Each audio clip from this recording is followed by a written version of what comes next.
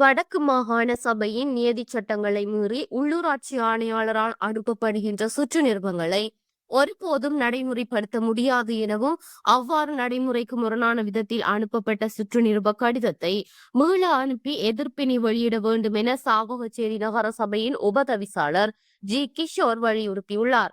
கடந்த செவ்வாய்க்கிழமை இடம்பெற்ற மாதாந்த அமர்வின் போதே அவர் மேற்படி விடயத்தை சுட்டிக்காட்டியிருந்தார். இது தொடர்பாக மேலும் அவர் கருத்து தெரிவிக்கையில், அண்மையில் வடக்கு மாகாண உள்ளூராட்சி ஆணையாளரால் தவிசாளர் மற்றும் செயலாளருக்கு முகவரியிட்டு கடிதம் ஒன்று அனுப்பி வைக்கப்பட்டுள்ளது.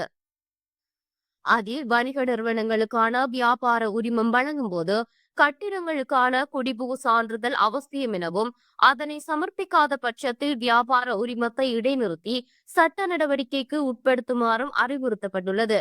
மேற்படி சுற்று நிறுவம் உள்ளூராட்சி அதிகார சபைகள் தொடர்பாக மாகாண சபையால் இயற்றப்பட்ட நியதி சட்டங்களுக்கு முரணாக உள்ளது. மாகாண சபையால் உருவாக்கப்பட்ட துணை விதிகளில் வியாபார அனுமதிக்கு குடிபுகு சான்றிதழ் அவசியமில்லை. மாகாண சபை முறைமையை நடைமுறைப்படுத்த கோருகின்ற இத்தருணத்தில் இவ்வாறான மாகாண சபை துணை விதிகளுக்கு முரணான செயற்பாடுகளை ஏற்க முடியாது. கட்டிடங்களுக்கு அனுமதி பெறப்பட வேண்டும், குடிபுகுதல் சான்றிதழ் பெறப்பட வேண்டும் என்பதில் மாற்று கருத்து கிடையாது. ஆனால் வடக்கு மாகாணத்தை பொறுத்தவரை 2010ஆம் ஆண்டின் பின்னரே கட்டிடங்களுக்கு அனுமதி பெறும் நடவடிக்கைகள் ஆரம்பித்தன.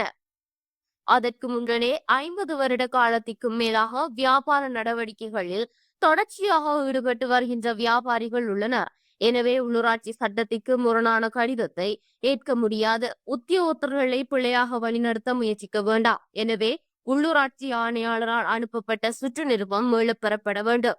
பழைய முறைமையில் வியாபாரிகளுக்கு வியாபார உரிமம் வழங்கப்பட வேண்டும். அதனையும் மீறி நடைமுறைப்படுத்த முயன்றால் வடக்கில் உள்ள சகல உள்ளூராட்சி சபைகள் குறைந்து இது தொடர்பில் நீதிமன்றத்தை நாட வேண்டிய நிலை ஏற்படும் எனவும் அவர் எச்சரித்தார்.